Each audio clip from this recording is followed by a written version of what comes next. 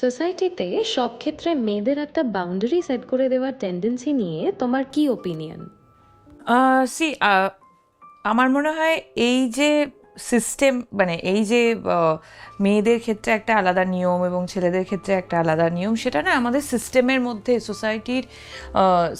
সোসাইটির সিস্টেমের মধ্যে ঢুকে গেছে। So but I am really hopeful, কারণ আমাদের সময় থেকে, মানে মিলেনিয়াল যে গ্রুপটা আর কি, সেই সময়টা থেকে আই বিলিভ প্যারেন্টিংটা চেঞ্জ হবে। এবং আগে আমরা এইসব বিষয় নিয়ে কথাই বলতাম না, এবং এখন এগুলো নিয়ে অ্যাওয়ারনেস বা মেয়েদের স্বাধীনতা বা জেন্ডার ইকুয়ালিটি নিয়ে কথা হচ্ছে। এবং আমি যেহেতু একজন ভীষণ পজিটিভ মানুষ, সো আমি বিলিভ করি যখন আমার মেয়ে আমার বয়সে আসবে তখন আর তাকে এই জিনিসগুলোর সম্মুখীন হতে হবে না, তাকে আর, মানে তাদের ওই জেনারেশনটার কাছে এগুলো আর টপিক থাকবে না, এগুলো বাস্তবায়িত হয়ে উঠবে। সমাজের প্রান্তিক স্তরে থাকা নারীদের স্বাধীনভাবে নিজেদের মত প্রকাশের অধিকার কিভাবে সম্ভব বলে তোমার মনে হয়? আমার মনে হয় স্ট্যান্ড নেওয়ার অধিকার তো জন্মের পর থেকেই শুরু হয়ে যায়, এবং স্ট্রাগলটা কিন্তু একদম জন্মানোর কয়েক ঘন্টার থেকেই শুরু হয়। এটা আমার নিজের এক্সপিরিয়েন্স থেকে বলছি। যখন আমি ইউভানকে জন্ম দিয়েছিলাম, কয়েক ঘন্টার বাচ্চা, তাকে আমার কোলে দেওয়া হয়েছিল, এবং ডক্টর বলেছিল যতক্ষণ না ও ঠিক করে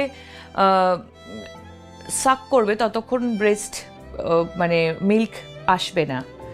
সো ওর কিন্তু কয়েক ঘন্টার মধ্যে ওই বেসিক নিড, যেটা আমাদের হিউম্যান নিড, খাবার, ওইটুকু বাচ্চাকে কিন্তু স্ট্রাগলটা শুরু করে দিতে হয়। ও ভালো করে সাক করলে তবেই ওর খাবারও পাবে, আমার কোনো সেখানে হাত নেই।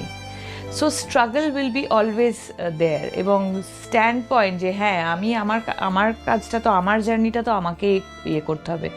ডেফিনেটলি এটা অনেকেই বলতে পারে যে আমি আমার জায়গায় বসে, এটা খুব ইজি বলে দেওয়াটা, আমি এমন একটা জায়গায় বসে আছি, সে তোমার জন্য সমস্ত সিচুয়েশনটা খুব ইজি। কিন্তু কারুর কাছেই কোনো সিচুয়েশন, কারুর যদি প্রবলেম, মানে নিজের প্রবলেম সবারই কাছে বড় প্রবলেম।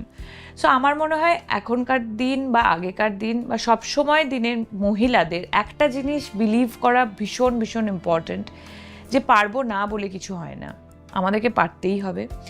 এবং যেমন পুরুষদের কাছে এই সমাজে কোনো অপশন থাকে না, ছোট থেকে বড় হয় ওরা এটাই শুনে যে তোমাদেরকে চাকরি করতেই হবে, বা তোমাদেরকে, you will be the main earning member, মানে তুমি হবে আমাদের সংসার চালাবে।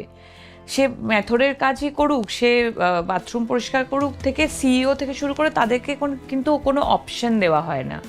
কিন্তু মেয়েদের কাছে সিস্টেমেটিক্যালি কিছু না কিছুভাবে একটা অপশন থেকেই যায়। আমি যদি কাজ নাও করি, ফিনান্সিয়ালি ইন্ডিপেন্ডেন্ট যদি নাও হই, আমি বিয়ে করব একটা ভালো ঘরে এবং আমার স্বামী রোজগার করবে, এই অপশনটাতে যেন কেউ কমফোর্টেবল হয়ে যেও না, because financially independence is very very very important.